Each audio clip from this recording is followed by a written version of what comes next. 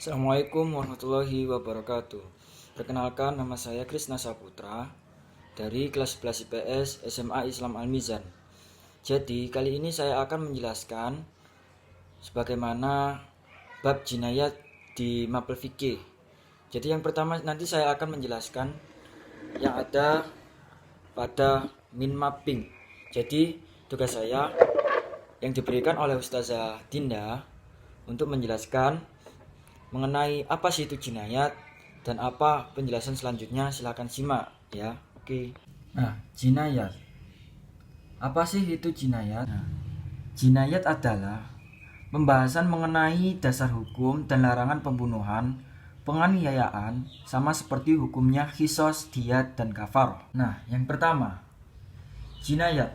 Yang pertama itu terdiri dari pembunuhan, penganiayaan, kemudian qisas, kemudian diyat, ialah kafaroh. Apa sih itu pembunuhan? Yang pertama, pengertian pembunuhan. Pembunuhan secara bahasa adalah menghilangkan nyawa seseorang. Sedangkan secara istilah pembunuh adalah perbuatan manusia yang mengakibatkan hilangnya nyawa seseorang baik dengan sengaja ataupun tidak sengaja, baik dengan alat ataupun alat yang mematikan ataupun dengan alat yang tidak mematikan. Artinya, pembunuhan itu melenyapkan nyawa seseorang dengan sengaja atau tidak sengaja dengan menggunakan alat mematikan ataupun tidak mematikan. Nah, yang kedua ialah macam-macam pembunuhan. Jadi, yang pertama ada namanya pembunuhan sengaja, yaitu pembunuhan yang telah direncanakan dengan menggunakan alat yang mematikan, baik dengan melukai atau memberatkan mustaqol. Dikatakan pembunuhan sengaja apabila ada niat dari pelaku sebelumnya dengan menggunakan alat atau senjata yang mematikan, dan si pembunuh itu termasuk orang yang balik dan yang dibunuh. Dan yang kedua ialah pembunuhan seperti sengaja, sengaja ya. Jadi pembunuhan seperti sengaja atau semi sengaja, yaitu pembunuhan seperti sengaja adalah pembunuhan yang dilakukan seorang tanpa niat membunuh dengan menggunakan alat yang biasanya tidak mematikan namun menyebabkan hilangnya nyawa seseorang. Nah, yang ketiga ialah pembunuhan karena tersalah, terlibat dengan kesalahan, yaitu pembunuhan yang terjadi karena salah satu dari ketiga kemungkinan. Pertama, perbuatan tanpa maksud melakukan kejahatan tapi mengakibatkan kematian seseorang. Dan yang kedua, pembuatan yang mempunyai niat membunuh namun ternyata orang tersebut tidak boleh dibunuh. Dan yang ketiga, perbuatan yang pelakunya tidak bermaksud jahat, tapi akibat kelalaian dapat menyebabkan kematian seseorang. Kemudian, yang ketiga di sini adalah materi dasar hukum.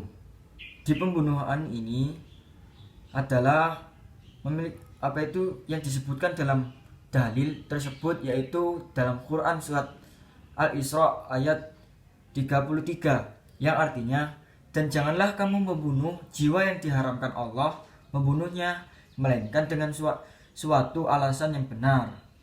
Dan kedua, dalil ini disebutkan dalam hadis riwayat Bukhari dan Muslim, yang artinya pembunuh dan yang dibunuh akan masuk neraka gitu. Dan di sini membunuh adalah perbuatan yang dilarang dalam Islam. Karena itu Allah Subhanahu wa taala berfirman dalam Quran surat Al-Isra ayat 33, dan juga Nabi bersabda yang diriwayatkan oleh Bukhari dan Muslim. Nah, yang keempat adalah hukuman. Di sini kriteria setiap pembunuhan tadi adalah pembunuhan sengaja, pembunuhan semi sengaja, dan pembunuhan karena tersalah. Dan yang pertama, hukuman bagi pelaku pembunuh sengaja adalah qisas, yaitu pelaku harus diberikan sanksi yang berat. Dalam hal ini, hakim menjadi pelaksanaan qisas. keluarga korban tidak diperbolehkan main hakim sendiri. Jika keluarga korban memaafkan pelaku pembunuhan, maka hukumnya adalah membayar diat mughalazo atau denda berat yang diambil dari harta pembunuh yang dibayarkan secara tunai kepada pihak keluarga. Selain itu, pembunuh juga harus menunaikan kafaroh. Dan yang kedua, sebagaimana hukuman untuk orang yang membunuh semi sengaja, pelaku pembunuh seperti sengaja tidak dihisos, melainkan ia dihukum dengan membayar diat mughalazoh dengan berat yang diambil dari harta keluarganya dan dapat dibayarkan secara bertahap selama 3 tahun kepada keluarga korban. Setiap tahunnya sepertiga. Selain itu, pembunuh juga harus melaksanakan kafaroh. Nah, kemudian yang ketiga, pembunuhan seseorang yang berstatus pembunuhan tersalah. Jadi, hukuman bagi seseorang yang membunuh karena tersalah adalah membayar diat mukafafah, denda ringan yang diambil dari harta pembunuhan tersalah membayar diat mukafafah, denda ringan yang diambilkan dari harta keluarga pembunuh dapat dibayarkan secara bertahap selama 3 tahun kepada keluarga korban, setiap tahunnya sepertiga. Rasulullah SAW bersabda, yang artinya diat kata itu terdiri dari 5 macam hewan, 20 ekor unta berumur 4 tahun, 20 ekor unta berumur 5 tahun, 20 ekor unta betina berumur 1 tahun, 20 ekor unta betina berumur 2 tahun, dan 20 ekor unta jantan berumur 2 tahun juga. Hadis riwayat Daruqutni. Nah, kemudian lanjut, apa sih hikmah larangan membunuh? Islam menerapkan hukuman bagi pelaku pembunuh tiada lain untuk memelihara kehormatan dan keselamatan jiwa manusia. Pelaku tindak pembunuhan diancam dengan hukuman yang setimpal sesuai perbuatannya. Nah, selanjutnya ialah penganiayaan. Yang pertama, pengertian penganiayaan. Yang dimaksud penganiayaan di sini adalah perbuatan pidana atau tindak kejahatan yang berupa melukai, merusak atau menghilangkan fungsi anggota tubuh. Nah, yang kedua ialah macam-macam penganiayaan. Apa sih penganiayaan? Macam-macam dari penganiayaan tersebut. Yang pertama, penganiayaan berat, yaitu perbuatan melukai atau merusak bagian badan yang menyebabkan hilangnya manfaat atau fungsi anggota badan tersebut, seperti memukul dengan sampai patah atau merusak mata sampai buta dan lain sebagainya. Dan yang kedua, di sini adalah penganiayaan ringan, yaitu perbuatan melukai bagian badan yang tidak sampai merusak atau menghilangkan fungsinya, melainkan hanya menimbulkan cacat ringan seperti melukai hingga menyebabkan luka ringan. Nah, seperti itu. Makanya penerapan hukuman yang berat bagi pembunuh yang dimaksudkan agar tak seorang pun melakukan tindakan kejahatan yang menyebabkan hilangnya nyawa orang lain. Insya Allah seperti itu. Nah, di sini juga penganiayaan juga memiliki dasar hukum. Nah, perbuatan penganiayaan orang lain tanpa alasan yang dibenarkan dalam Islam, yaitu dilarang. Larangan berbuat aniaya itu sama dengan larangan membunuh orang lain tanpa sadar.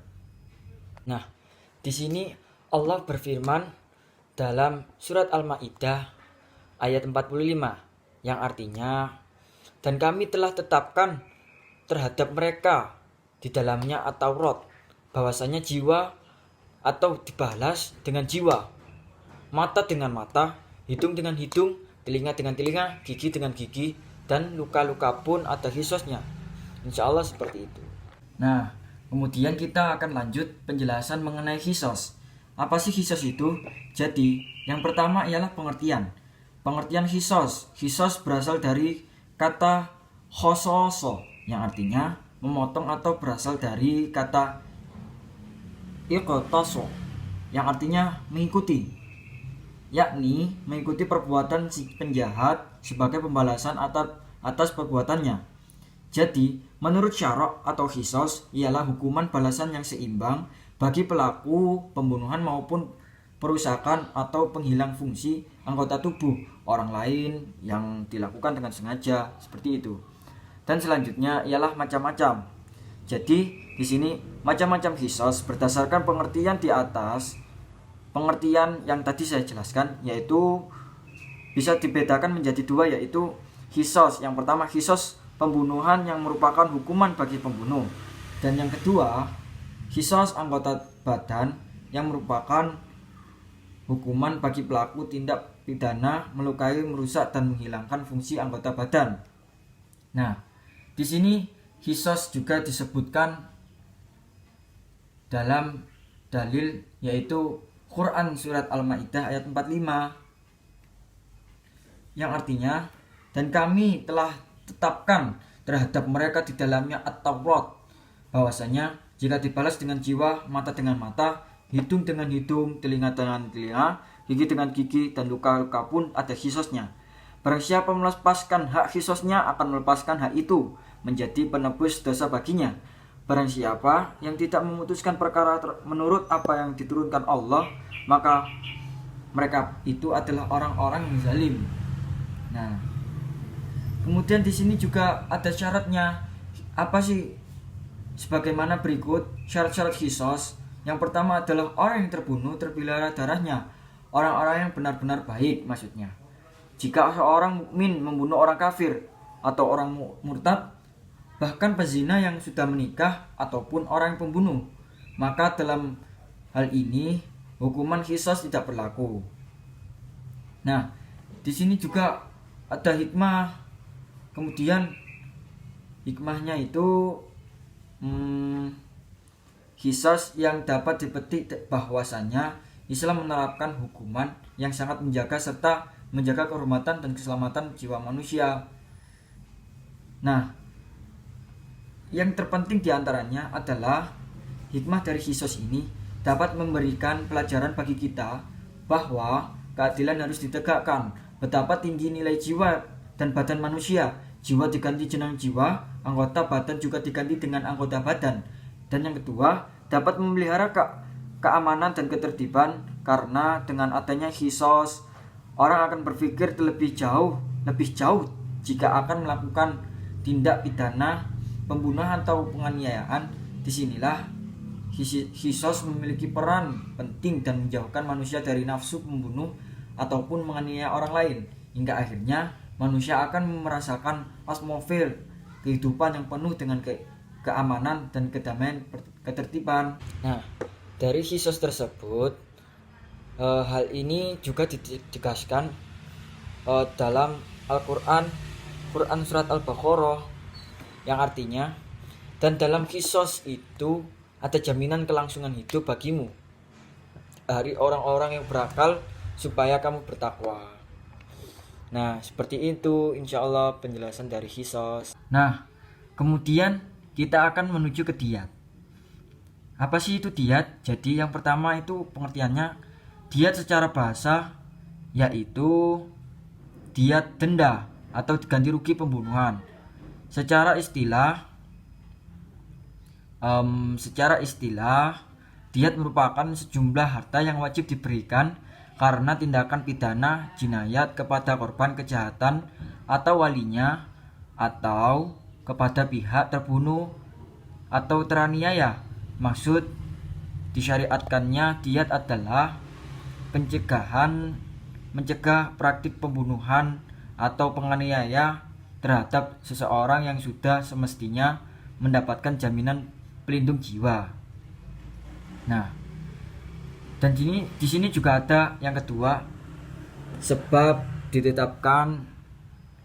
ditetapkannya diyat. Nah, jadi diyat itu wajib dibayar karena beberapa sebab sebagai berikut. Jadi yang pertama itu pembunuhan seperti sengaja atau pembunuhan tersalah, pembunuhan lari akan tetapi identitasnya sudah tidak diketahui secara jelas. Dalam konteks semisal ini, dia dibebankan kepada keluarga pembunuh. Nah, di sini juga ada macam-macamnya. Diyat mughaladzah Diat mughaladzah adalah dibayar 100 ekor unta. Sepertinya semisal seperti itu. Yang terdiri 30 hikah atau unta betina berumur 3 sampai 4 tahun, dan yang kedua 30 jazah atau unta betina berumur 4 sampai 5 tahun. Jadi yang wajib membayarkan diat mughaladzah adalah pelaku yang tindak pidana pembunuhan sengaja yang dimaafkan oleh keluarga korban. Dalam hal ini diat harus diambilkan dari hartanya dan dibayarkan secara kontak sebagai pengganti qisas. Nah, selanjutnya kita melanjutkan yaitu diat mukhafafah. Ya, apa sih diat mukhafafah itu?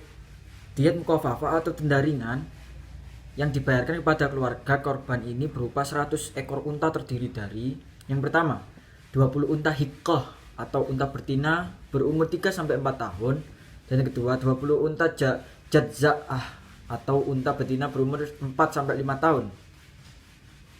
Dan yang ketiga 20 unta binta atau binta makhdud atau unta betina lebih dari 1 tahun. Dan yang keempat 20 unta betina labun atau unta umur lebih dari 2 tahun, dan 20 unta ibna labun atau unta jantan berumur dari 2 tahun. Nah, yang diwajibkan membayar diat mukhafafah adalah pelaku pembunuhan tersalah yang membayar diangsur selama 3 tahun setiap tahunnya sepertiga dari jumlah diat. Dan pelaku tindak pidana yang berupa mencederai anggota tubuh atau menghilangkan fungsinya yang dimaafkan oleh korban atau keluarganya. Diat karena memotong bagian tubuh. Aturan diat untuk kejahatan melukai atau memotong anggota badan tidak seperti aturan diat pembunuhan. Berikut penjelasan.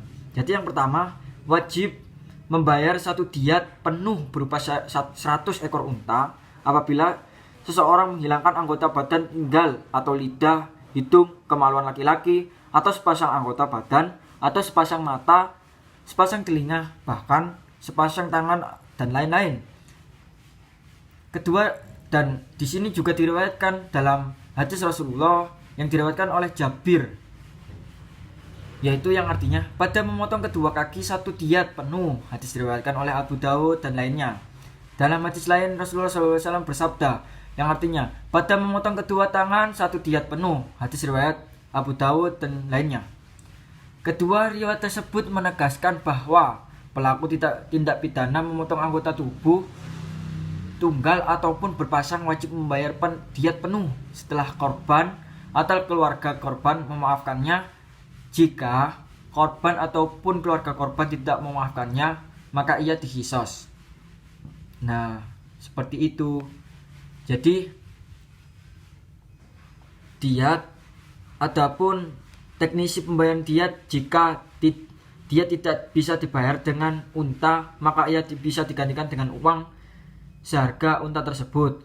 Ketentuan yang belum ada aturan hukumnya diserahkan sepenuhnya kepada kebijaksanaan hakim. Nah, selanjutnya kita menuju ke hikmah.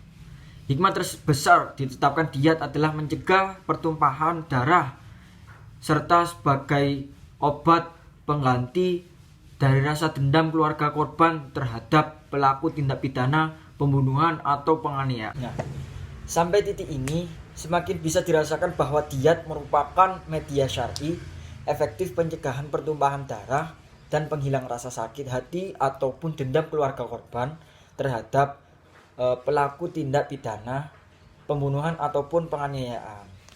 Insya Allah seperti itu penjelasan dari diat. Kemudian kita lanjut untuk penjelasan kafaroh. Jadi apa sih kafaroh itu?